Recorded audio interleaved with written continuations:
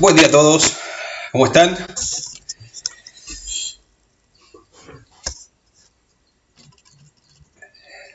Hola, buen día. ¿Va bien? Ya seguimos admitiendo. Bien, bueno.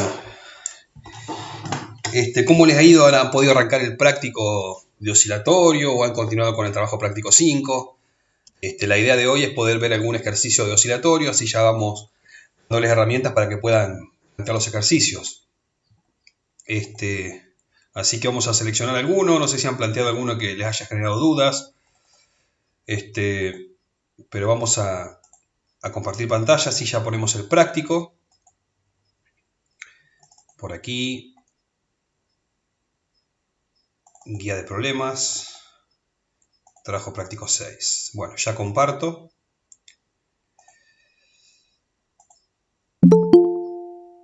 Bien.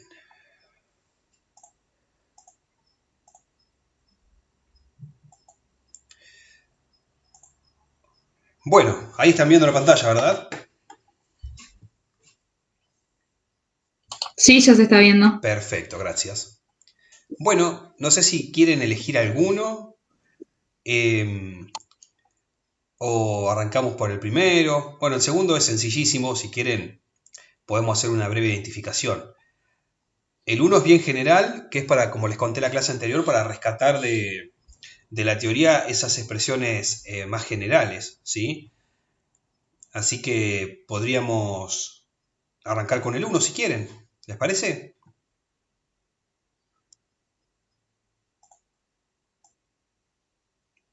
Hacemos un recorte. Sí, me parece. Bien, bueno, gracias. Perfecto. Muy bien. Ahí está.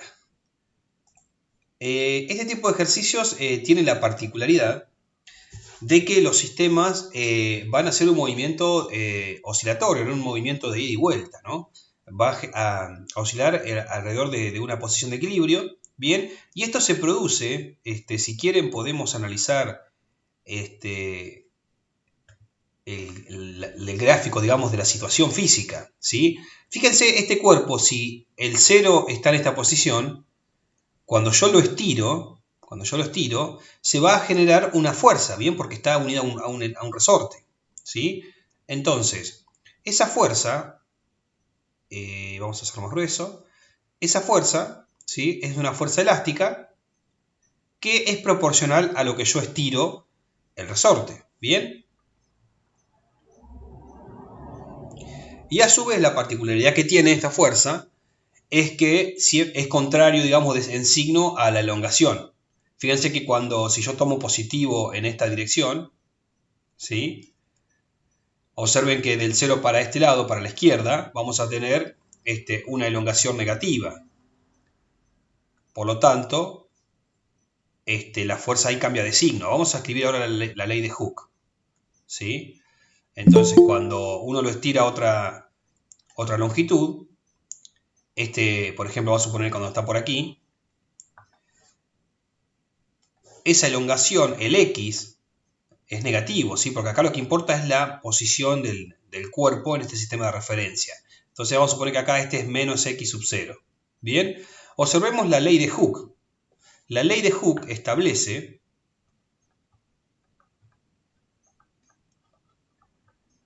creo que se escribe directamente así. La ley de Hooke establece que la fuerza elástica, ¿sí? Vamos a escribirlo mejor.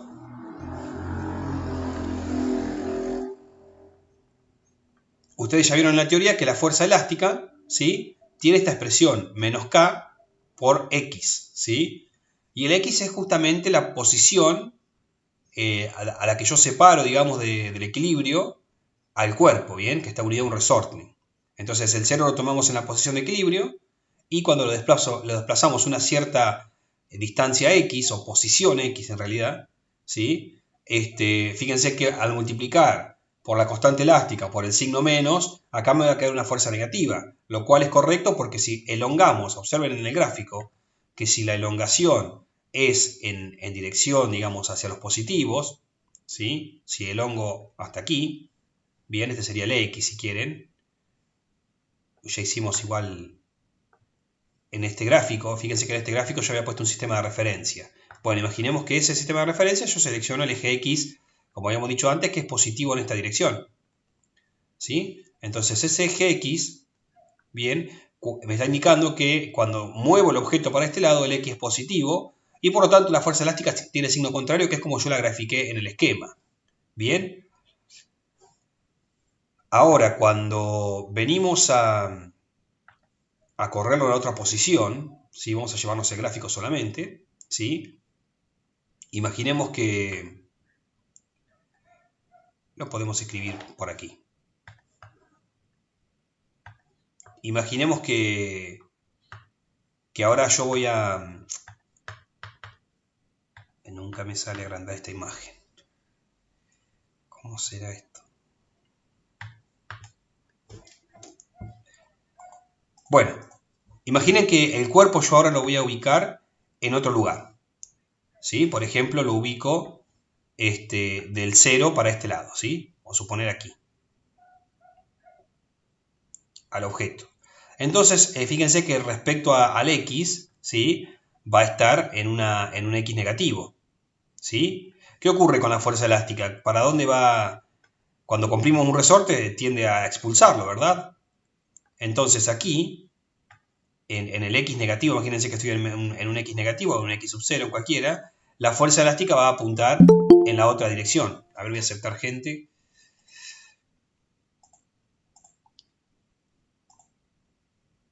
Bien.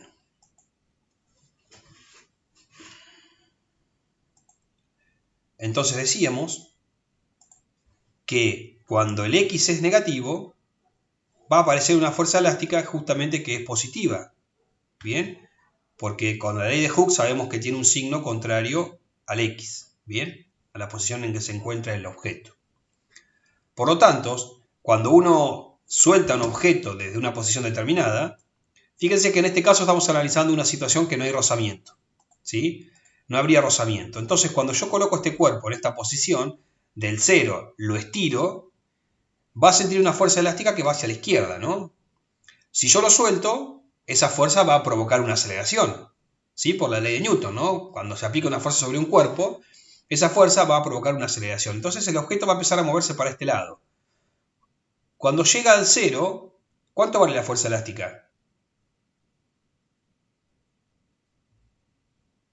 0. 0, por la ley de Hooke, ¿no? X valdría 0, entonces la fuerza elástica vale 0. Sin embargo, el objeto fue ganando velocidad. Fue ganando velocidad a medida que venía porque había una fuerza aplicada.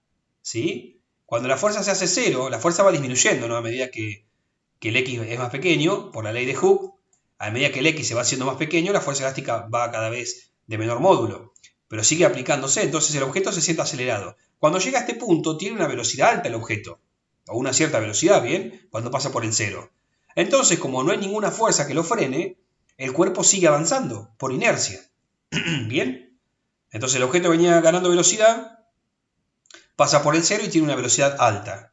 No hay ninguna fuerza, entonces el objeto sigue, porque nadie lo frena. Ahora, cuando pasó para el lado de los negativos, aparece una fuerza contraria, que vendría a ser esta, ¿sí? Que lo empieza a frenar al cuerpo. Entonces el cuerpo, de haber ganado velocidad, empieza a frenarse hasta que llega a velocidad 0 en el extremo, y ahí la fuerza elástica es alta, ¿sí? Negativa. Perdón, acá la fuerza elástica es positiva, y tiene su máximo valor, digamos, cuando la elongación es máxima, ¿bien? Entonces ahí el objeto se siente obligado a volver hacia la derecha, ¿no? A volver para el lado de los positivos. ¿Por qué? Porque siente una fuerza que le están aplicando. Nadie lo frena, entonces empieza a aumentar la velocidad de vuelta y cuando se pasa al positivo, la fuerza se invierte. Entonces ese tipo de fuerza, la fuerza, por eso se conoce como fuerza de restauración, la fuerza elástica, porque lo tiende a restaurar a la posición de equilibrio. Entonces cuando se aparta, siempre va a oscilar alrededor de la posición de equilibrio gracias a esa característica de la fuerza. Bien, entonces, si nosotros planteamos, fíjense que va a haber una expresión característica que ustedes vieron en la teoría, que va a explicar justamente cómo es el movimiento de este cuerpo. Bien, vamos a plantear lo siguiente. En el inciso A dice, demuestre que bajo estas condiciones el cuerpo describirá un movimiento armónico simple, obteniendo la ecuación diferencial característica de este tipo de movimiento. ¿Sí? Para el movimiento armónico simple hay una ecuación diferencial característica que es la que vamos a obtener ahora. ¿Bien? Para esto, ¿qué vamos a hacer? Aplicar la segunda ley de Newton. ¿Sí? Entonces, en el inciso A, aplico la segunda ley de Newton, que es la que vamos a usar siempre en física 1. ¿Sí? Porque la ley de Newton establece la relación entre la fuerza y la aceleración, y si conocemos la aceleración podemos conocer cómo se da el movimiento y demás, ¿no? Entonces lo que decimos en la segunda ley de Newton, lo que dice es que la sumatoria de fuerzas es igual a la masa por la aceleración. Observemos que tenemos, esto en forma vectorial, ¿no? En el caso más amplio. ¿Bien? Observemos que, si bien existen otras fuerzas aplicadas, ¿qué otras fuerzas tenemos aquí? El peso. La normal. Muy bien, la normal. La podemos hacer con verde. ¿Sí? Entonces, estas dos fuerzas que actúan en el eje Y. Bien, la normal y el peso. Estas dos fuerzas actúan en el eje Y. Entonces, si yo estoy analizando el movimiento del objeto, yo sé que en el eje Y está en equilibrio. Entonces la sumatoria de fuerzas en Y vale 0. ¿Bien? Por lo tanto, esto está en forma vectorial. Si yo lo escribo para cada eje, voy a decir que la sumatoria de fuerzas en X, observen quién es la única fuerza que hay. Es la fuerza elástica, ¿bien? Entonces nosotros sabemos que esto, según la ley de Newton, es la masa por la aceleración en X. Y sabemos que la sumatoria de fuerzas en Y va a ser 0. ¿Por qué? Porque en el eje Y no hay aceleración, entonces esto vale 0, ¿bien? Por lo tanto, de esta expresión de aquí saco que la normal es igual al peso, ¿bien? No lo voy a usar para nada en este ejercicio, ¿bien? Pero es algo que se cumple. Sabemos aquí que la normal menos el peso es igual a 0, entonces sabemos que normal es igual al peso, ¿bien? Ahora, vamos a la expresión de sumatoria de fuerzas en X, ¿sí? Vamos a venir con esta ahora. Habíamos dicho que la única fuerza que actúa es la elástica en X, ¿bien? Entonces yo voy a decir que la fuerza elástica es igual a la masa por la aceleración en X. ¿Sí? Ahora, la fuerza elástica sabemos que viene representada por la ley de Hooke, que es justamente esta expresión, menos K por X. Por lo tanto, cuando hacemos la sumatoria de fuerzas igual a masa por aceleración, vamos a escribir aquí justamente menos K por X. Esto es igual a la masa y la aceleración viene a ser la derivada segunda de la posición respecto al tiempo dos veces. ¿Bien? Bueno, acá hemos hecho un avance muy importante, ¿sí? Porque estamos en camino a la ecuación diferencial característica del movimiento armónico simple, ¿sí? Hasta este momento no lo sabemos porque no, digamos, ya podemos saber que se trata de esa expresión, ¿no? Porque la derivada segunda de una función que nos va a dar igual a una constante por la función, ¿sí? Fíjense que aquí lo que podemos hacer es justamente decir menos k sobre m por x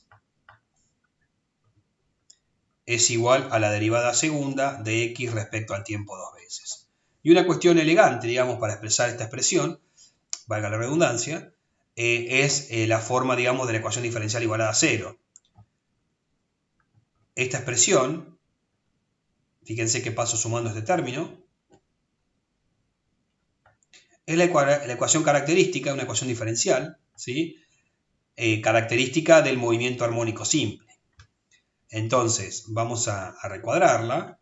Esta expresión, cuando yo la obtengo, después de haber hecho un planteo correspondiente, yo ya sé que el sistema, ¿sí? El sistema obedece a un movimiento armónico simple, ¿sí? ¿Por qué? Simplemente porque esta ecuación, podemos escribirlo aquí, es la ecuación diferencial del movimiento armónico simple. ¿Bien? Entonces, nosotros sabemos que cuando obtenemos esta expresión, el objeto va a describir ese tipo de movimiento. Si ustedes miran la expresión, aquí x vendría a ser una función. Digamos, cuando tenemos una ecuación diferencial, estamos hablando de que estamos derivando funciones, ¿sí? Respecto al tiempo en este caso. Y lo que dice esta expresión es que la derivada segunda de esa función respecto al tiempo dos veces más una constante por la función le va a dar 0. Si ustedes lo miran, si lo miran acá arriba, bien, o acá, en este caso, fíjense que estaríamos diciendo, bueno, ¿qué función al derivarla dos veces me da la misma función multiplicada por una constante? Y eso en la teoría vieron que ocurre con las funciones trigonométricas, ¿no? Con la función seno y coseno, concretamente. Bien, la función senoidal, ¿sí? Recuerden que la derivada primera del seno es el coseno y la derivada del coseno es el menos seno. Entonces ahí aparece un menos y a su vez aparece una constante que tiene que ver con la frecuencia angular. Ahora vamos a ver que la solución, si leemos el enunciado, nos va a decir justamente que nos ocupemos de encontrar esa solución. Dice, demuestre que bajo estas condiciones el cuerpo describirá un movimiento armónico simple obteniendo la ecuación diferencial característica de este tipo de movimiento. Esa es la parte que hicimos, ¿bien? Propongo una solución general x de t para la ecuación diferencial obtenida y muestre que la misma satisface dicha ecuación.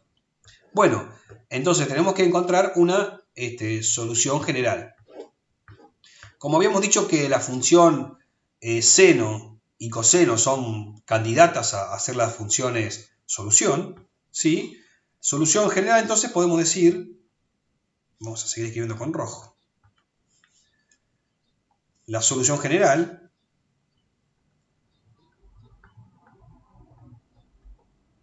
hacemos esta función seno de un argumento. Y entonces vamos a tener que x de t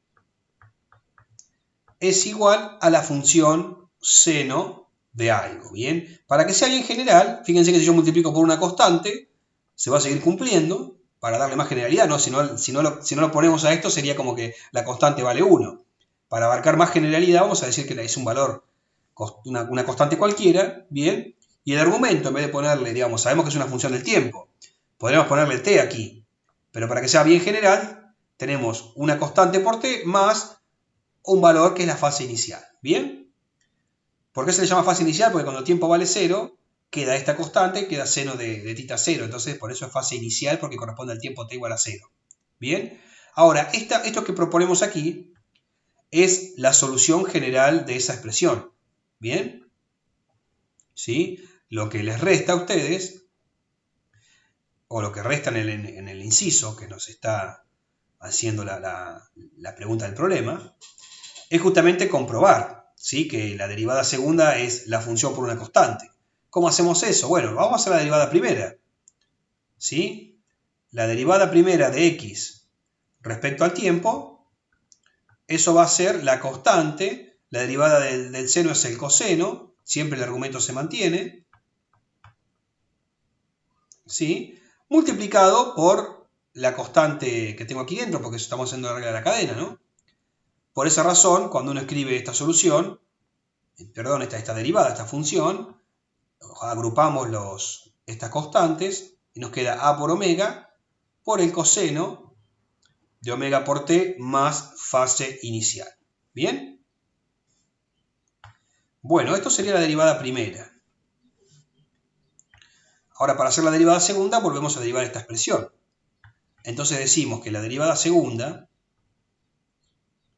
de x respecto al tiempo dos veces es igual a esta función que tengo aquí derivada, o sea, va a ser a por omega, con el signo menos, ¿sí? No, el signo menos no, esto sale de justamente decir, bueno, la constante por la derivada de esta función. La derivada del coseno es el menos seno, por eso aquí me aparece el menos correspondiente a la derivada del coseno. El argumento va a ser el mismo, ¿sí? Omega por t más fase inicial. Y aquí se multiplica de vuelta por omega, ¿bien? Que vendría a ser omega cuadrado nos queda, ¿bien? ¿Sí? Si quieren hacemos paso por paso, esto no hay ningún problema. Al multiplicar aquí por omega, que sería esa constante que aparece en el argumento de la función, entonces me va a quedar, si pasamos el límite para que quede igual, a por omega cuadrado, ¿sí? Por el seno de omega por t más fase inicial multiplicado por un menos 1 aquí, un negativo. ¿Bien? Bueno, entonces, fíjense que lo que logramos hacer es encontrar que la función derivada dos veces, ¿sí? Fíjense que va a ser la función que yo tenía antes multiplicada por una constante, ¿sí? En este caso la constante, fíjense que es omega cuadrado, ¿no? Entonces lo que nos quedaría decir, bueno, fíjense que este omega que está aquí, yo ya puedo sacar conclusiones comparando con el resultado que obtuve antes. Fíjense que yo planteé una solución general. Bien, en la ecuación diferencial, ahí se me fue un poquito, ¿sí? Apareció aquí un valor, ¿sí? Esta constante que aparece aquí, ahí vamos, esta constante que aparece aquí es justamente omega cuadrado, ¿sí? Cuando nosotros derivamos dos veces, fíjense que al derivar dos veces, esta constante que está aquí arriba, si ustedes la miran, que multiplica la función, es justamente omega cuadrado, ¿sí? Entonces la conclusión que sacamos es que esta solución, ¿sí?, se da y sacamos como relación que omega cuadrado es justamente esta constante que está aquí. Bien, el menos lo dejo separado aquí porque en realidad estamos hablando de la constante, ¿sí? Entonces el menos queda fuera. Con rojo, bien. Lápiz, quedaría ese valor que le estaba contando. Lo separo solamente para que vean que tenemos aquí justamente esta relación, omega cuadrado es K sobre M. Y fíjense que omega cuadrado, el omega ¿sí?, que viene a ser la raíz de K sobre M, es una característica del sistema, ¿sí?, que depende de la constante elástica y de la masa justamente del cuerpo. Voy a admitir a alguien más que vino.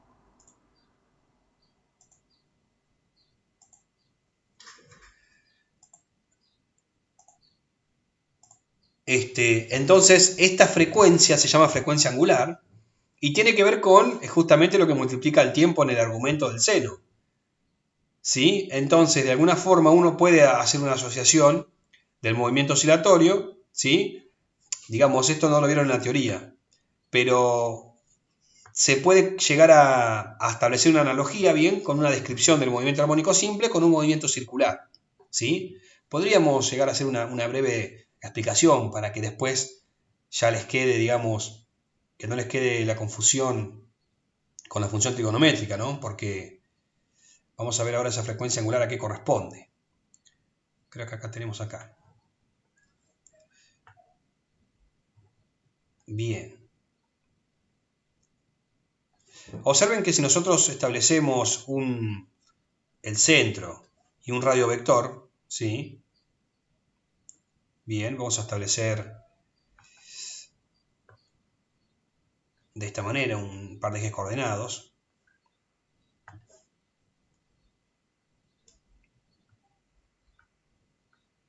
Ahí. Entonces, el radio vector sería un vector que tiene longitud A, ¿sí? La longitud de este segmento rojo tiene valor A, ¿sí?, la amplitud. Y esto que tenemos aquí sería, vamos a hacerlo con azul, sería la fase, ¿sí? Esto va a ser omega por T más tita sub 0. Es decir, que este movimiento nosotros podemos pensarlo, ¿sí?, la representación, ¿no?, como un radio vector que se está moviendo en sentido antihorario. Fíjense que acá voy a colocar una flechita, ¿sí?, que se está moviendo en sentido antihorario. Y fíjense que cuando yo multiplico la longitud de este vector por el seno de este ángulo, bien, que es la función que tengo, me va a quedar un segmento a mí que es el opuesto. Fíjense que el opuesto, este segmento, no quiero confundirlos con esto, es solamente una interpretación para que ustedes sepan qué es la función trigonométrica en este caso, ¿no? Aquí. Entonces, fíjense que este segmento que estaría aquí va a ser el valor de A ¿sí? Esto tiene longitud A, multiplicado por el seno del ángulo que aparece aquí. Este ángulo es un ángulo variable en el tiempo. A medida que el tiempo transcurre, este ángulo crece, ¿no? Porque va a ser omega por t más un valor. Entonces, cuando el tiempo empieza a correr, ¿sí? El cronómetro se pone en marcha, este radiovector está girando. ¿Bien? Y si yo me concentro solamente en la amplitud por el seno del ángulo, voy a obtener un segmento. ¿Bien? Este segmento, fíjense que cuando el ángulo es 0, ¿cuánto vale el segmento amarillo?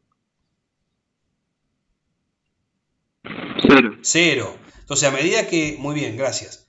A medida que el tiempo empieza a correr, fíjense que este segmento empieza a crecer y cuando se hace 90 grados va a valer A. El segmento vale, justamente el seno va a valer igual que el segmento, ¿no? Y después, cuando el ángulo se hace negativo, ¿sí? O se hace más de 90, podemos analizar ese caso. Perdón, sí, más de 90. Franco, tengo una consulta. Sí. Si el tiempo vale 0, la fase inicial no tiene nada que ver. Y la fase inicial, Ese fíjate segmento justamente que si el tiempo vale 0, te queda fase inicial. O sea que la fase inicial, si es distinta de 0, no vamos a caer a ángulo 0. Por ejemplo, Claro, por eso, que claro, ponerle la amplitud esa amarilla no sería 0 en ese caso. claro, pero yo estaba diciendo justamente, está bien lo que decís. Estaba diciendo en el caso de que el segmento esté, el ángulo, la fase completa, ¿no? Esté en 0. Que eso sería en el claro, caso sí, en que el ángulo inicial valga 0. Muy bien. Muy bien. Pero si la fase inicial tiene un valor de 15, por ejemplo, siempre hablamos en radianes aquí, ¿sí? Vamos a poner pi sobre 4. Cuando el tiempo vale 0, la fase inicial te queda pi sobre 4. ¿Sí? Entonces, ¿eso qué significa? Vamos a analizar, vamos a suponer que este es el eje del movimiento. Esto para simplificar, ¿sí? Imagínense que este es mi X. ¿Bien? Entonces, fíjense lo que decía la compañera recién. Vamos a suponer que la fase inicial es justamente donde está aquí. Cuando el tiempo vale 0, queda aquí. Entonces significa que el objeto está ubicado, ¿sí?, en esta posición, aquí. Bien, el objeto va a oscilar siempre en el eje X. Fíjense que la posición me la da A por el seno del ángulo.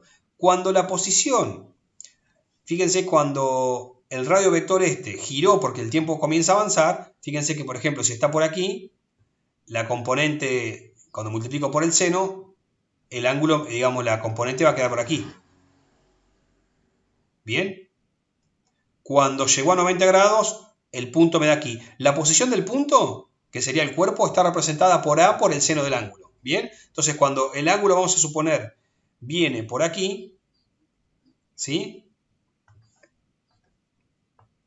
Viene por aquí, ¿sí? Entonces, la posición en la que se encuentra la partícula es esta. ¿Bien? Porque va a estar en justamente la amplitud por el seno del ángulo. ¿Bien? Ahora, cuando el radiovector llega a una posición, por ejemplo, un ángulo mayor a 180, ahí ya la posición, fíjense que va a ser debajo del eje X negativo, ¿no? Aquí. Estoy representando en el eje vertical el X aquí, ¿bien? Que es la posición del cuerpo. Cuando llegó a menos, por ejemplo, a 270 grados, ¿sí? El punto estaría aquí. ¿Bien? Entonces lo que estamos mostrando es que cuando llegó, por ejemplo, a 90, perdón, a 180, el punto va a estar aquí. Bien, porque va a quedar el seno de 180, queda 0. Entonces fíjense que a medida que el radiovector va girando, la componente, digamos, del seno, el segmento ese va a ir creciendo hasta más 1, pasa por 0, menos 1. En este caso va a estar multiplicado por A, entonces va a estar desde más A hasta menos A. Y esta frecuencia angular, este omega, vendría a ser lo rápido que gira este radiovector. ¿Bien? Y nosotros el movimiento lo vemos como la proyección en el eje, en este caso en el eje vertical, ¿sí? Esta va a ser el movimiento del objeto, ¿bien? Esa proyección, ¿sí? Entonces ese omega, que va a ser radianes por segundo, tiene que ver con la velocidad con la que gira este radiovector. Si yo tengo una frecuencia angular grande, significa que este vector va a oscilar rápido, pero el movimiento yo lo estoy viendo aquí, ¿no? Esto sería una representación justamente de este movimiento de aquí, de este cuerpo, ¿sí? Es decir, este sería el A por el seno del ángulo, justamente lo que tenemos aquí en la solución. El X, la posición, es A por el seno de un ángulo que está cambiando todo el tiempo. Y está cambiando con una velocidad que es esta, que es la frecuencia angular. ¿Bien? Bueno, espero no haberlos confundido, pero básicamente van a encontrar en varios libros esta representación de la circunferencia, cuya longitud del vector es A, para poder comprender un poquito qué son estas magnitudes angulares, ¿bien? Bueno, entonces en todo movimiento oscilatorio, yo para estar seguro de que se trata de este tipo de movimiento, debo llegar a la ecuación diferencial correspondiente. Y la solución de esa ecuación, si ustedes la prueban, van a ver que tiene esta forma. Si es una función seno o también una función coseno, porque son iguales, pero desfasadas en pi sobre 2, ¿bien? Bueno, entonces, ¿cuáles van a ser las posiciones extremas x alrededor de la cual va a girar el objeto?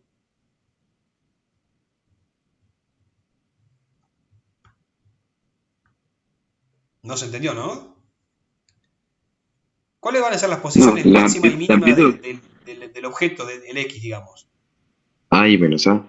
A y menos A, muy bien, muy bien. Porque, digamos, el seno de omega por t más fase inicial, el valor máximo que puede tener el seno, ¿sí?, es más 1, y el valor mínimo es menos 1, ¿no? Después va a pasar por todos los valores intermedios. Entonces, al multiplicar esa constante que aparece aquí, o ese valor por A, esto se va a transformar en más A y menos A pasando por el 0, ¿bien? Entonces esto indica que el objeto va a oscilar entre valores extremos siempre, ¿sí? Siempre se mantiene. Entonces, ya estamos respondiendo el inciso B, la ecuación diferencial, y cuáles son las funciones, dice, que representan... Ah, mira, esto podría haber sido un inciso aparte.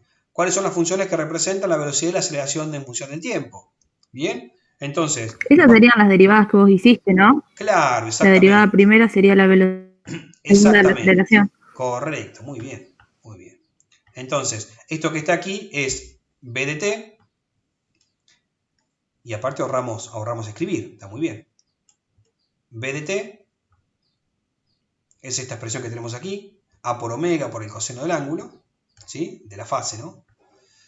Y la derivada segunda va a ser la derivada segunda respecto, creo que dije algo mal. La aceleración va a ser la derivada segunda respecto al tiempo de la función que vimos, de la solución, ¿sí? Por lo tanto, la aceleración tiene esta expresión. Que si ustedes, si la trabajamos un poquito más, fíjense que esto no es ni más ni menos que, si yo agrupo los términos aquí, el A lo intercambio, ¿sí?, lo pongo junto con el seno, saben que el orden de los factores no altera el producto, entonces esto sería, fíjense que aquí, esto me quedaría menos omega cuadrado por x de t sería, ¿no? Fíjense que a por el seno de omega por t más fase inicial es justamente el x. Es la misma función. O sea que este número que me da acá va a ser el número que yo obtengo de multiplicar a por el seno del ángulo, ¿sí?, de esa fase. Entonces, si yo agrupara, o sea, en un paso previo, ¿no?, ustedes pueden decir, bueno, esto es menos omega cuadrado por a por el seno de todo esto. Entonces, ese a por el seno de todo eso es justamente el x. Por lo tanto, fíjense que aquí vemos claramente que como la aceleración es menos omega cuadrado por x, ¿en qué lugar se va a dar la aceleración máxima? ¿Cómo tiene que ser el x? Cero. ¿Cómo? ¿Cero? Si x La vale velocidad, 0, ¿no? ¿cuánto vale la aceleración? Fíjense. Nula.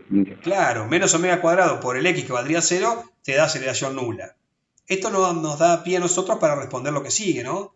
Creo que está en esta pregunta. Bueno, después nos va a decir, exprese la fase, la amplitud, indique la expresión. Bueno, acá no lo pregunta, estaría interesante para que lo sepan para el próximo problema, creo que en el 2, nos pregunta justamente en qué lugares se da la aceleración máxima. Lo de la velocidad. ¿Cómo? Que en el ejercicio 2 está eso. Bien, muchas gracias. De la velocidad máxima y la aceleración máxima. Bien, entonces observemos justamente eso. Si nosotros sabemos... Franco. ¿Alguien me preguntó algo? Sí, esta clase la vas a subir porque me perdí la primera parte y estoy medio perdido ahora. Sí, siempre la subo. Genial, siempre gracias. la grabo y la subimos. Si quieren que pasemos el limpio, entonces tendríamos tendríamos que la aceleración, o mejor dicho, vamos a poner la velocidad. La velocidad va a ser A por omega por el coseno de omega t más fase inicial.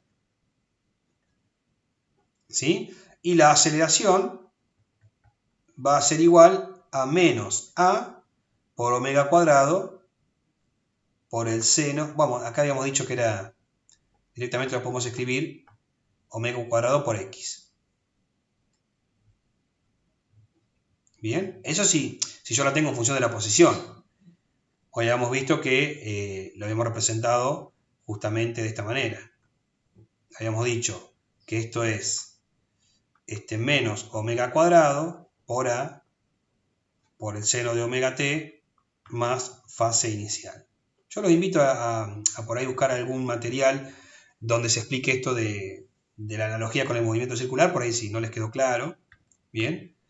Y habíamos dicho entonces que esta aceleración yo la puedo escribir como una aceleración que depende de x, ¿no? Como menos omega cuadrado por la posición. Bien, entonces claramente aquí vemos que cuando la posición es 0, que sería el punto de equilibrio, la aceleración vale 0. Y cuando la posición es máxima, fíjense que, ¿dónde va a ser máxima? Cuando vale la amplitud, ¿verdad?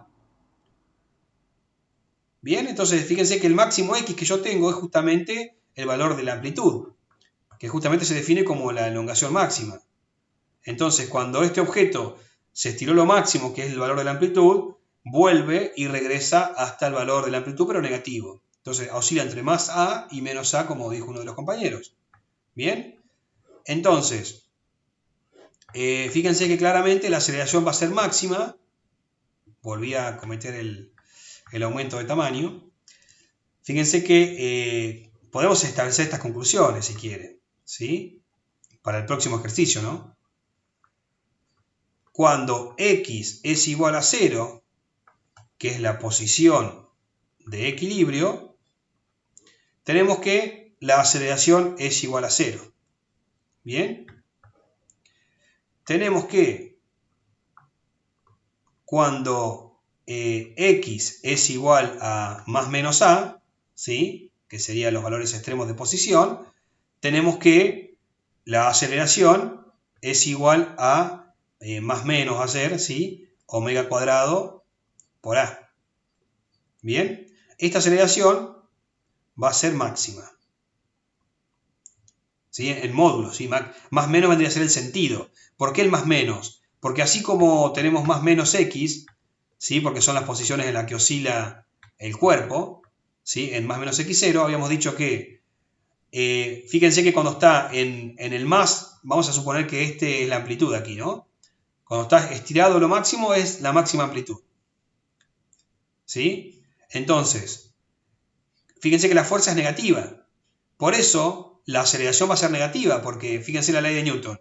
Dice que entre la fuerza y la aceleración, la relación es justamente de la misma dirección y el mismo sentido. Fíjense que es un escalar por el vector A. Entonces, la fuerza y el vector aceleración son vectores que tienen la misma dirección y el mismo sentido, porque la masa siempre es un escalar positivo. Bien, por lo tanto, cuando la elongación es positiva, la fuerza es negativa y la aceleración también es negativa, que eso se corresponde con lo que analizamos recién en esta expresión. ¿Sí? Entonces, cuando la posición es máxima, es la amplitud, la aceleración es negativa porque la fuerza apunta justamente hacia los negativos. Y cuando el x es menos a, fíjense que la fuerza va a apuntar en el sentido contrario, ¿sí? Como habíamos visto hoy. Aquí habíamos visto eso. Cuando está en amplitud, en menos a, digamos, la posición, la fuerza es positiva, entonces la aceleración es positiva y a su vez es máxima cuando hablamos de la amplitud. ¿Sí? Si quieren podemos escribir aquí menos a y más a. Cuando estamos en menos a y cuando estamos en más a. Bien, serían los extremos de la oscilación. Bien, entonces, fíjense que la aceleración máxima se obtiene en los extremos y la aceleración nula se obtiene en el punto de equilibrio. ¿Qué pasará con la velocidad? ¿Qué pasará con la velocidad en los extremos? ¿Cuánto vale? 0. Bien. vale 0, correcto, correcto. Fíjense que el objeto, yo les había contado hoy que cuando lo suelto de una posición determinada, el objeto va ganando velocidad, tiene una velocidad grande cuando pasa por el 0, y después comienza a frenarse porque actúa una fuerza en sentido contrario, como en este caso. Y cuando llega al extremo, justamente, es cuando invierte su velocidad y tiene que volver. Por lo tanto, en ese punto, la velocidad es nula, en ese instante. Y después va a volver a incrementar su velocidad en forma positiva, hasta que cuando se pasa del 0, la fuerza empieza a actuar en dirección contraria. Por lo tanto, ahí, cuando llega también a la posición más A, ¿sí? Ahí la velocidad también va a ser 0 en ese instante, entonces el objeto va a oscilar de esta manera, ¿bien? ¿Dónde estaría la velocidad máxima? ¿Dónde les parece que estaría la velocidad máxima? Les pregunto. Cuando x sub 0 es igual a 0. Bien. Bien. Muy bien. ¿Están todos de acuerdo con eso? ¿Por qué? Porque recuerden que dijimos que como actúa una fuerza, en este caso, si yo lo suelto de una posición positiva, de x sub 0, como lo suelto, la única fuerza que actúa es la fuerza elástica. Entonces el objeto siente que lo están empujando, alguien lo acelera, y va adquiriendo cada vez más velocidad hasta que llegó al 0. ¿Sí? Y acá tiene la máxima velocidad. Cuando atraviesa el 0 ya empieza a actuar la fuerza negativa, ¿sí? La fuerza positiva, ¿no? En dirección contraria. Por lo tanto, el objeto empieza a sentir que se frena hasta que llega a 0. Luego empieza a incrementar de vuelta. Le pasa lo mismo, llega al 0 con su máxima velocidad y después empieza a frenar. Entonces, muy bien lo que dice la compañera. El máximo valor de velocidad se obtiene en la posición de equilibrio. Y fíjense que nosotros eso lo podemos demostrar, ¿sí? Con las expresiones. ¿Sí? Por un lado tenemos para la posición seno y para la velocidad coseno. O sea, están desfasadas en pi sobre 2. Por lo tanto, cuando la posición aquí llega a 0, la velocidad es máxima, y cuando la posición llega a la posición máxima, la velocidad es nula. ¿Bien? Lo podemos demostrar a eso, ¿bien? Después lo vamos a demostrar en otro ejercicio. Bien, vamos a ver el inciso que sigue. El inciso que sigue, expresar la fase inicial, expresar la fase inicial y la amplitud en función de las condiciones iniciales. Porque, a ver, yo lo que hice recién fue separar este cuerpo de la posición de equilibrio y soltarlo. Es decir, que si yo lo suelto, la posición inicial vale 0. ¿Bien? Pero yo podría imprimirle una cierta velocidad, es decir, lanzarlo desde una cierta posición y empujándolo. Bien, entonces ahí vamos a ver cómo cambia cómo es la amplitud del movimiento cuando tengo una velocidad determinada, que es lo que pregunta el inciso C. ¿Bien? Bueno, ¿cómo hacemos eso?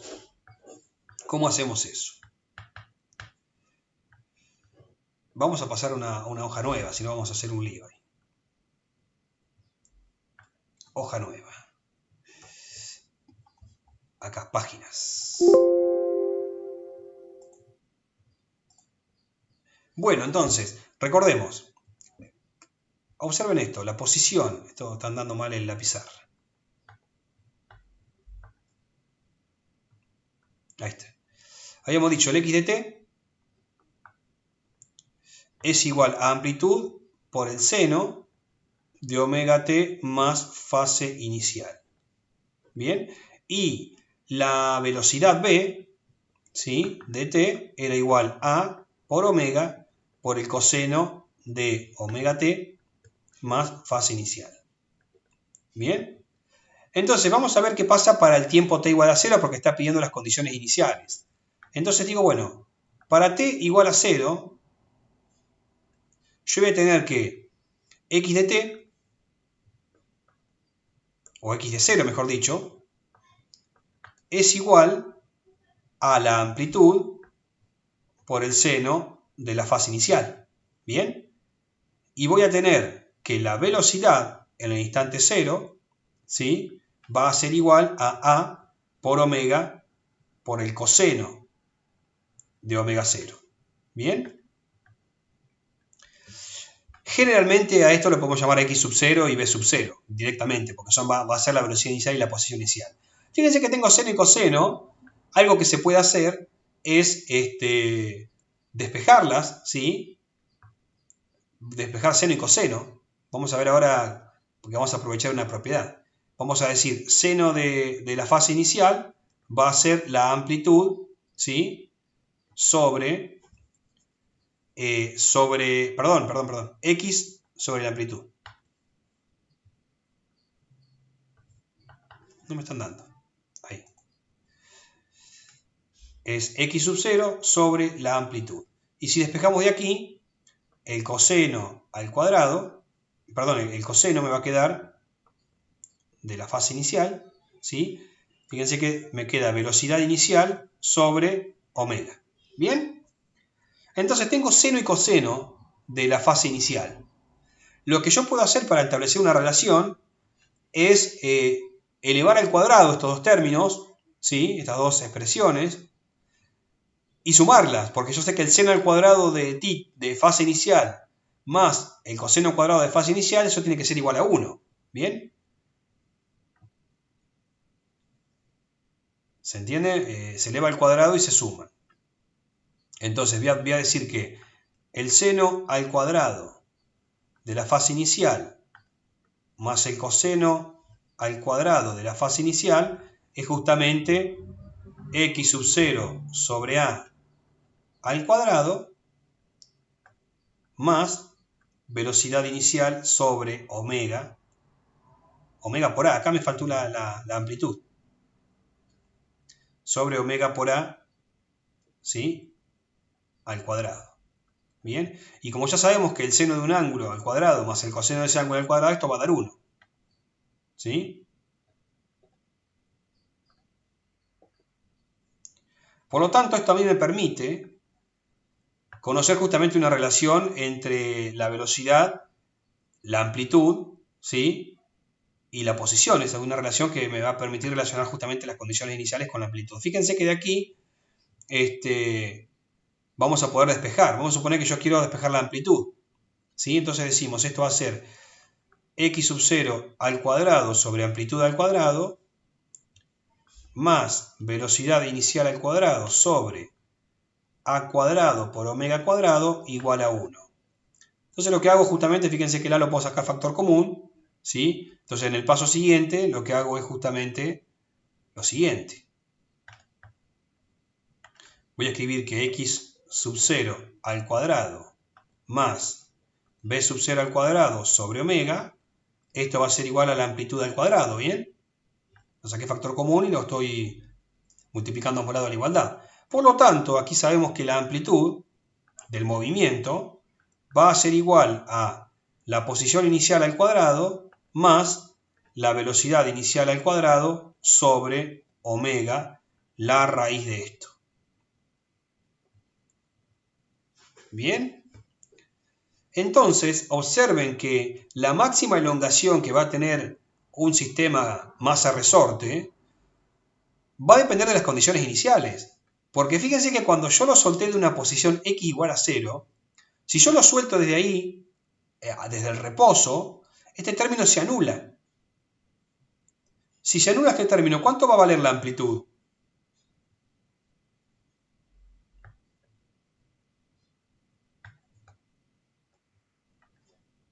Bueno, no hay problema. Sí. Va a valer eso. Si velocidad inicial es igual a 0, entonces nos queda que la amplitud va a ser igual a más menos x sub 0, ¿no? ¿Sí? Porque si esto se anula, le queda la raíz cuadrada de x sub 0 al cuadrado. Entonces, por esa razón, cuando yo suelto un objeto desde una posición, como habíamos dicho en la diapositiva anterior, si yo suelto un objeto desde una cierta posición, ¿sí? Lo estiro hasta x sub 0, cuando lo suelto, va a venir al 0 y va a llegar hasta menos x sub 0. ¿Bien? Y después va a volver a llegar a x sub 0. Entonces la amplitud del movimiento va a ser esa elongación inicial que yo lo separo del equilibrio. Si yo lo separo 10 centímetros del equilibrio, esto va a venir hasta menos 10 centímetros, 0, 10 centímetros, menos 10 centímetros, y así va a estar oscilando. ¿Bien? La amplitud va a coincidir con justamente el x sub 0. Ahora, si yo le doy una cierta velocidad, esto no va a ocurrir. Si yo lo suelto desde 10 centímetros, pero le imprimo una velocidad hacia la izquierda, cuando llegue a menos 10, en realidad va a venir con velocidad. Por lo tanto, se va a pasar de largo y va a venir a un valor mayor todavía. ¿Sí? Por ejemplo, a menos 15 centímetros. Y cuando vuelva, cuando llegue a 10 positivo, como venía con velocidad, va a sobrepasar y va a llegar hasta 15. Entonces la amplitud va a ser una amplitud distinta cuando tengo una cierta velocidad y justamente está dada por esta expresión. ¿Sí? La amplitud va a ser justamente esta expresión bastante importante, porque a nosotros nos permite saber justamente de qué depende esa amplitud y de qué manera. Bien, entonces, Franco, sí, ¿el W no va al cuadrado ahí también? muchas gracias. Muchas gracias. Va al cuadrado, correcto. Muy bien. Va al cuadrado. Entonces, ya tendríamos la amplitud del movimiento en función de B sub 0 y X sub 0. Es decir que, fíjense que si yo a un cuerpo no lo desplazo de la posición de equilibrio, vamos a suponer que yo desde la posición de equilibrio le doy un cierto impulso, una cierta velocidad inicial. Fíjense que esto se haría 0, entonces la amplitud va a ser la raíz cuadrada de B sub 0 al cuadrado sobre omega al cuadrado, ¿no? Por lo tanto, podríamos decir que si aquí, si x sub 0 es igual a 0, la amplitud va a ser igual a más menos la velocidad inicial sobre omega. ¿Bien? Es decir, que yo le puedo dar una velocidad inicial y va a tener una cierta amplitud también que va a depender justamente de esa velocidad. Cuanto más velocidad le doy, más amplitud va a tener el movimiento. ¿Bien? Lo cual es lógico, ¿no? Bastante intuitivo, ¿no? Porque tenemos un sistema masa-resorte. Si nosotros le pegamos acá y le damos una velocidad, va a empezar a oscilar justamente hasta una cierta amplitud. Cuanto más velocidad le imprima al principio, más lejos va a llegar y va a retroceder justamente esa misma cantidad. ¿Bien? ¿Se va entendiendo el concepto? Sí. Bien. Hay un montón de sitios y simulaciones donde ustedes pueden jugar con sistemas que describen un movimiento armónico simple, ¿sí? Ustedes lo apartan del equilibrio y empieza a oscilar con una cierta velocidad. De hecho, yo hice una simulación que después se las podría pasar también. Bueno, entonces, en lo que respecta al primer ejercicio, bien, tiene un poquito de trabajito teórico, pero más que nada es me refiero a teórico con obtener la ecuación diferencial, la solución, la velocidad de la aceleración para un movimiento oscilatorio, bien, y cómo son las condiciones iniciales, ¿sí? Justamente que dependen de la amplitud y demás, habíamos dicho aquí. Entonces, ya conocemos bastante del movimiento oscilatorio, bien. Por lo tanto, para los próximos ejercicios, creo que no preguntaba nada más ¿verdad? Y si preguntaba algo, lo contestamos. Decía lo siguiente. Claro, el periodo del movimiento es el tiempo que tarda en realizar una oscilación completa, desde que yo lo suelto hasta que llega al otro extremo y vuelve a la misma posición. ¿Bien? Entonces, ese tiempo que tardó es el periodo, y ese periodo está relacionado justamente con omega. ¿Bien? Esto que aparece aquí, que habíamos dicho omega, recuerden siempre que el periodo t, es igual a 2pi sobre omega. Bien, entonces aquí le va a aparecer en un sistema masa-resorte, fíjense que acá aparece algo interesante. Ese periodo, si yo reemplazo omega, va a ser 2pi por la raíz de m sobre k.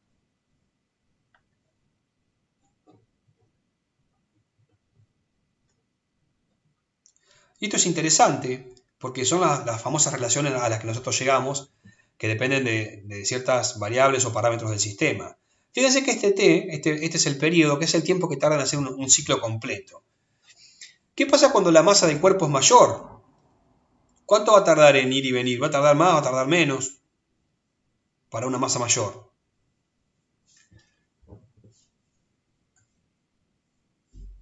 Uy, qué silencio que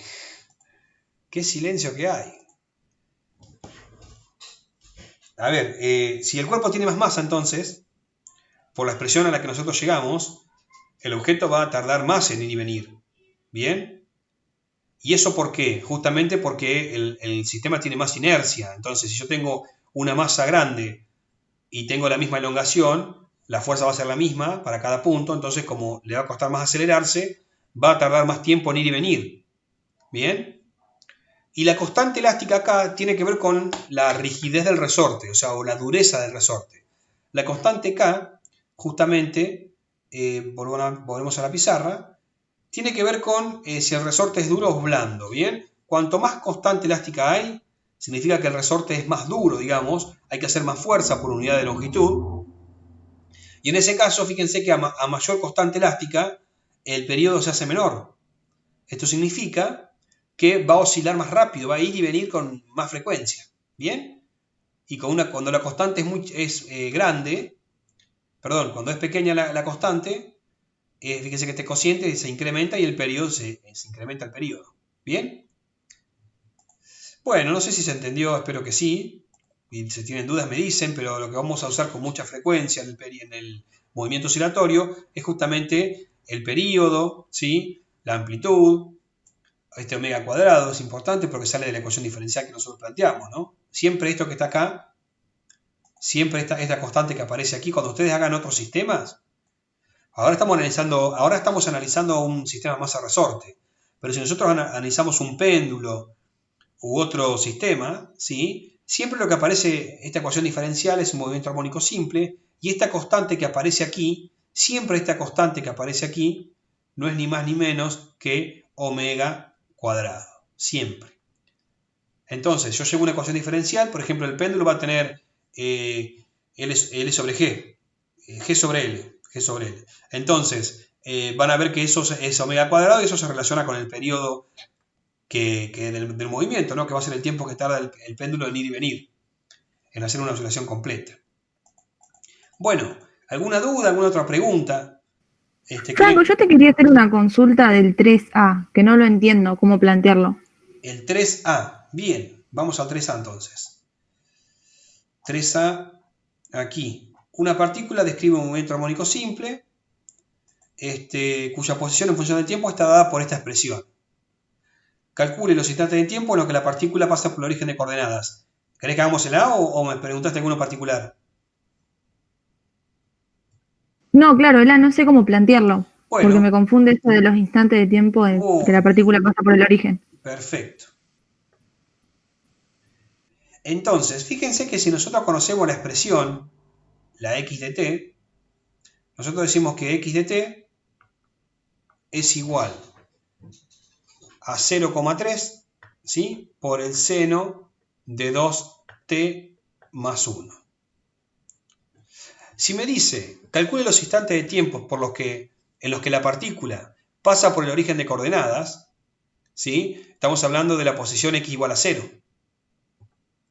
¿Bien?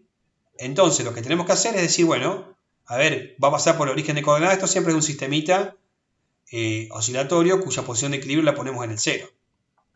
¿Bien?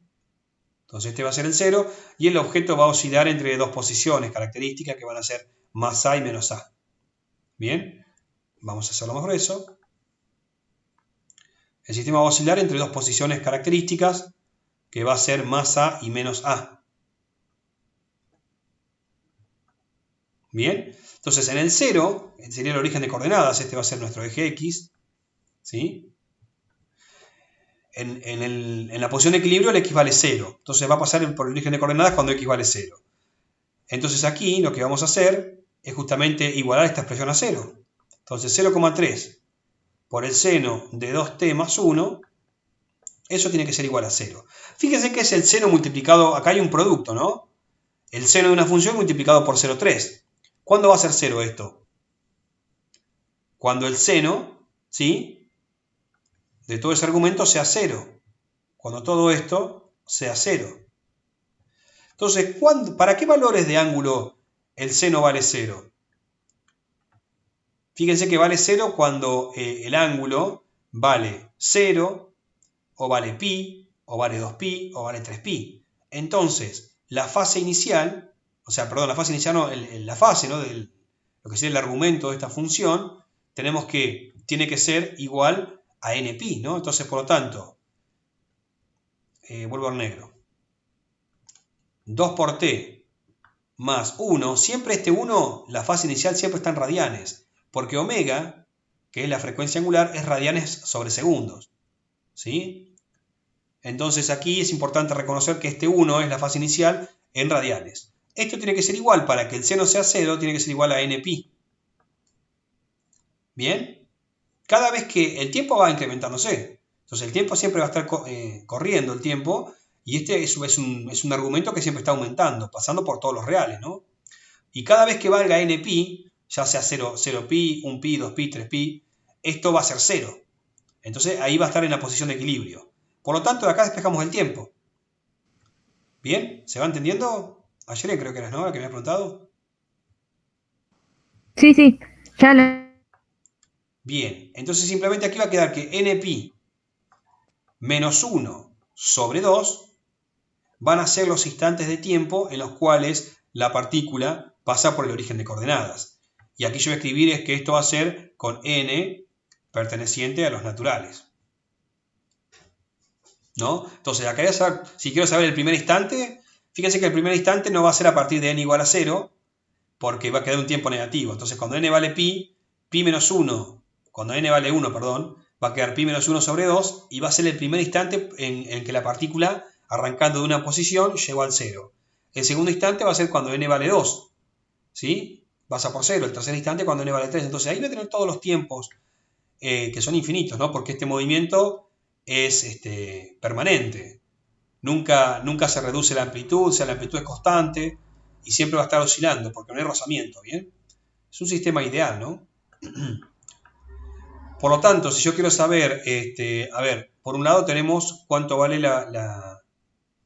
cuáles son los instantes que pasa por el origen e indique su velocidad y la aceleración para esos instantes. Bien, ya sabemos que para esos instantes, si yo reemplazo ese tiempo, ¿sí?, en las otras funciones, fíjense que, por ejemplo, para la velocidad, teníamos que era amplitud por omega cuadrado por el coseno de la fase inicial. Perdón, de la fase inicial, no, de la fase, ¿no? De todo el argumento. Que va a ser omega por t más la fase inicial, que ya lo reemplazamos por los valores. En este caso tenemos 2 por t más 1, ¿no? Entonces, observemos que siempre que el tiempo se corresponda con la posición 0, que nosotros despejamos, fíjense lo que va a pasar. Vamos a llamarle a esto t', ¿no? Que son esos t particulares. Entonces lo evaluamos en t'. La velocidad para los tiempos t' va a quedar a por omega cuadrado, que en este caso es el 2 al cuadrado, ¿no? ¿Sí? Por el coseno de 2. Fíjense que si yo multiplico por omega va a quedar nπ menos 1 sobre 2, ¿sí? Menos 1, perdón, más 1. Fíjense que aquí 2 con este 2 se cancela, queda 2nπ menos 1 con este más 1. Cuando hago la cuenta aquí, me va a quedar justamente que esto es igual a por omega cuadrado por el coseno de nπ. ¿Bien? ¿Y cuánto vale el coseno de nπ? Fíjense que cuando el ángulo es 0, el coseno es 1. Cuando vale pi, el coseno es menos 1. Cuando vale 2pi, el coseno es 0. Entonces, es 1. Por lo tanto, estos valores van a ir siendo más menos a por omega cuadrado por menos 1. O sea, por más menos 1. Justamente este más menos viene del coseno de nπ. ¿Sí? ¿Me van siguiendo? Esto que está aquí es más menos 1 dependiendo de cuánto valga n. Esto está indicando, fíjense, recuerdan que esta velocidad es la velocidad máxima, ¿sí? Entonces viene a reforzar esto que hablamos antes. Cuando el objeto pasa por la posición de equilibrio, la velocidad que tiene el objeto va a ser la velocidad máxima y el más menos corresponde justamente a que puede ir yendo en un sentido o volviendo. ¿Bien? Entonces cuando pasa por la posición de equilibrio, el objeto va a tener un vector velocidad en distintos sentidos dependiendo si está yendo o viniendo. ¿Bien? Es decir, si se mueve de izquierda a derecha o de derecha a izquierda. Pero claramente lo hace con la velocidad máxima. Después dice la aceleración también reemplazamos la aceleración por ese tiempo, y fíjense que como la aceleración también está en función del seno, recuerden que es menos a por omega cuadrado por el seno de lo mismo, fíjense que cuando vale 0 el seno, claramente la aceleración también está valiendo 0. Bien, que es lo que habíamos analizado antes. En la posición de equilibrio la aceleración vale 0. Bueno, ¿se entendió más o menos? O si se entendió bien, quiero decir. No más o menos. Sí, sí, muchas gracias. Bueno, perfecto. ¿Alguna otra pregunta que se les ocurra? ¿O que han tratado de plantear algún ejercicio? A ver, Joaquín, si se puede hacer hasta el 13. Recuerdo, según lo que me dijo el profe, que péndulo lo vieron. Entonces, el 9, 10, 11, 12, 13. Correcto, sí. Porque después arrancaría con el movimiento oscilatorio amortiguado y forzado, que son los ejercicios del 14 al 20. Este ejercicio 13 es bastante particular porque acá estamos hablando de un cuerpo rígido. Entonces la fuerza elástica aplicada en el centro de masa va a provocar un torque respecto al punto de equilibrio, al punto de contacto. Entonces aquí tenemos un momento de inercia y demás, por lo tanto tenemos que acudir al sistema masa-resorte, pero con un cuerpo rígido. Nosotros hasta ahora estuvimos hablando de partículas, ¿sí? Este cuerpo rígido, como tiene una cierta inercia, va a quedar ahí en función del momento de inercia. Entonces acá lo interesante es que el omega... A ver, lo importante de este tipo de planteo y de movimiento oscilatorio es que cuando yo planteo la sumatoria de fuerzas y de torques, voy a poder encontrar el periodo del movimiento, es decir, cuánto tarda este objeto en hacer una oscilación completa entre ir y venir. ¿Bien? Y eso va a depender de cuán duro sea el resorte, es decir, de la constante elástica, del momento de inercia de este objeto, de su masa, ¿no? Entonces, es interesante el planteo, lo mismo para el péndulo. ¿De qué va a depender el tiempo que tarda el péndulo en ir y venir? ¿Sí? Entonces, cuando ustedes hagan las leyes de Newton para este tipo de sistemas, van a poder encontrar justamente el periodo del movimiento. ¿Bien? Bueno, ¿estuvieron planteando algún otro que quieran resolver ahora? ¿Que quieran que encaremos? Fíjense que el 2, en el 2 es muy sencillo porque es una primera identificación de cada uno de los parámetros del movimiento. Por ejemplo, dice indique la amplitud, ¿sí? En este caso la amplitud va a ser 0,2 metros. La frecuencia angular, que va a ser 6 radianes sobre segundos, que se escribe como 6, 1 sobre segundo, ¿no? La fase inicial va a ser 0,5 radianes. Bien. Y después pregunta la frecuencia F, que es justamente el 2pi, omega sobre 2pi. Es decir, este valor, el 6 sobre 2pi, va a ser la frecuencia F. Bien. El periodo del movimiento ya lo vimos, ¿sí? Que es 2pi sobre omega. El periodo del movimiento, habíamos dicho, sí, habría que justamente 2pi sobre omega. Y obtener las expresiones para la velocidad y la aceleración derivan. Todas son preguntas similares a las que vimos antes. En el 3 también, prácticamente lo mismo. Y ya en el 4, fíjense que en el 4 aparece justamente un movimiento en el cual arranca de la posición de equilibrio, pero arranca con una cierta velocidad. ¿Sí? Nos faltó escribir algo en el 1, me parece que nos está preguntando.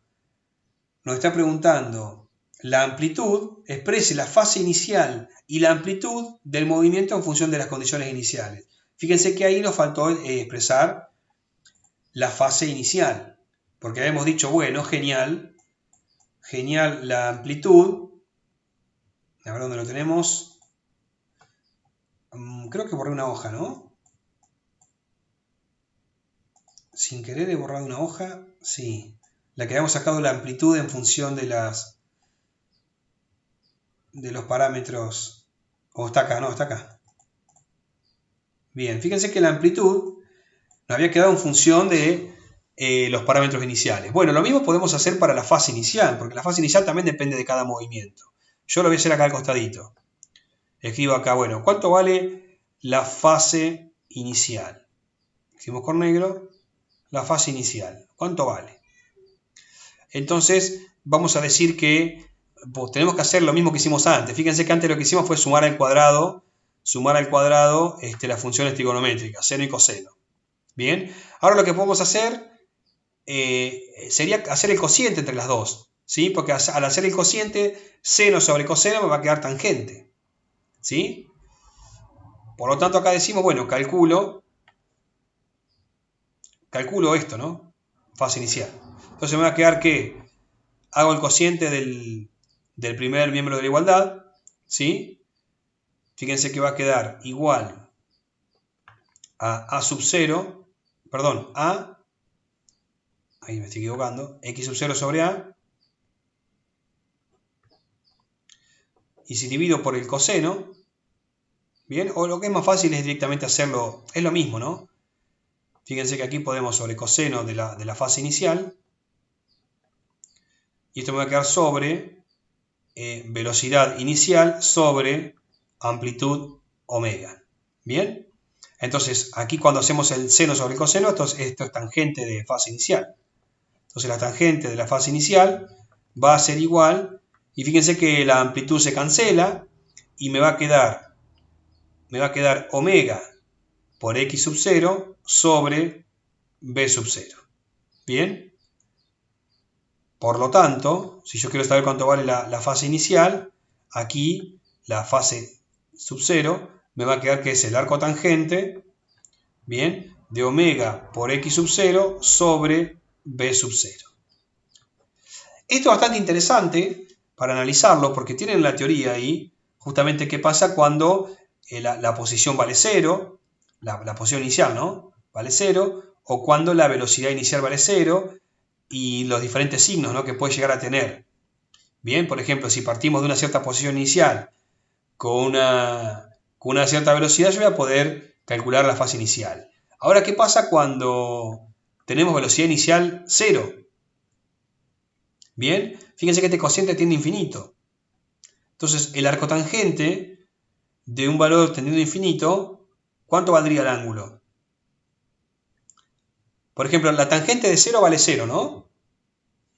Ustedes ya saben por las materias de análisis y demás que la tangente está representada por un segmento. Esperen que voy a traerme esto aquí.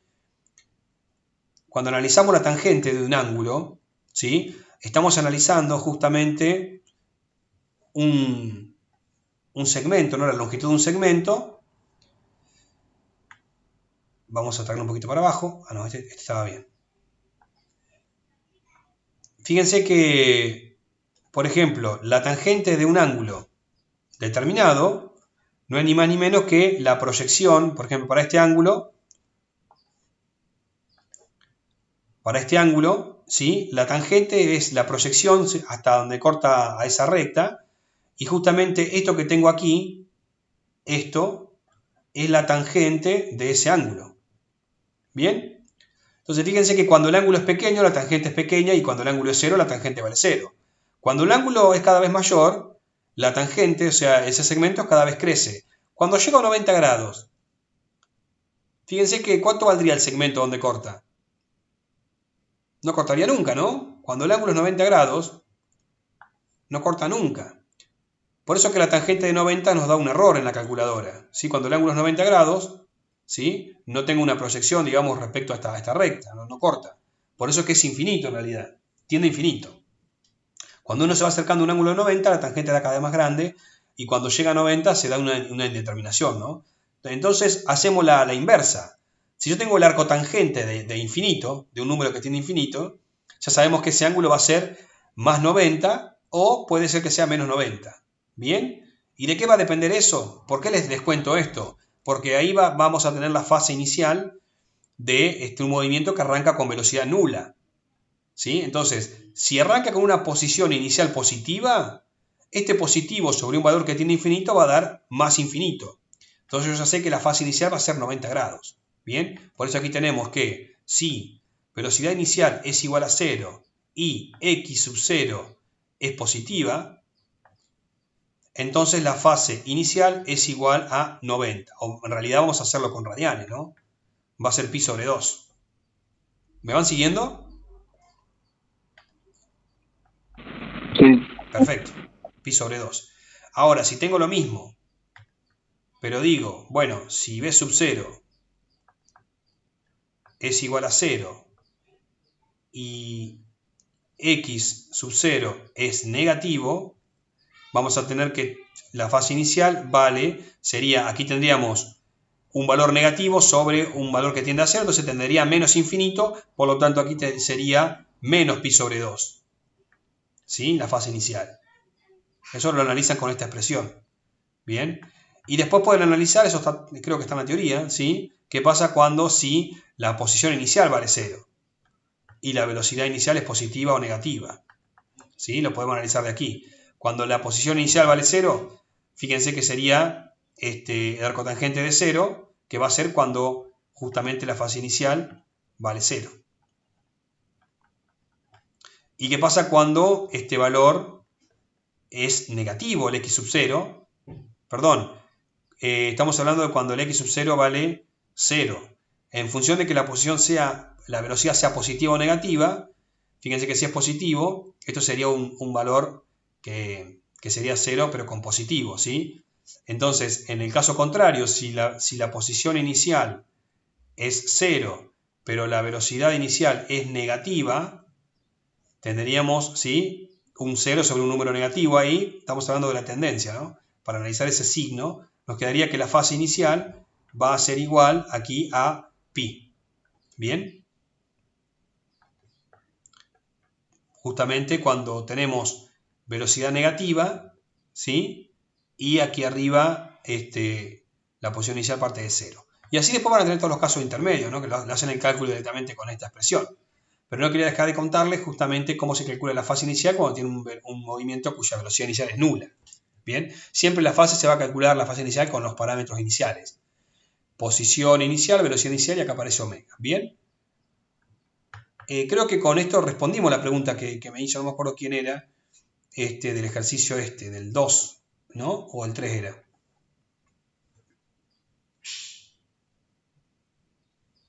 El 3, ¿no? Los instantes de tiempo. Sí, sí. Perfecto. Bueno, Sí, sí. entonces, Muchas gracias. por favor, por favor. Bueno, no sé si quieren alguna otra preguntita o ya damos por finalizado la consulta de hoy. Como ustedes quieran. Si tienen alguna duda puntual de algo y me quieren preguntar, lo respondemos. ¿Bien? Y bueno, si no, nos vemos el martes. El martes ya nos metemos de lleno con movimiento oscilatorio y realizaremos algún ejercicio con movimiento amortiguado y forzado, que son del 14 para adelante. ¿Bien? Bueno, gente, si no tienen más consultas, entonces cortamos ahora la clase y continuamos el martes. Bueno, nos vemos. Listo, chicos. Bueno, suerte con el práctico. Adiós.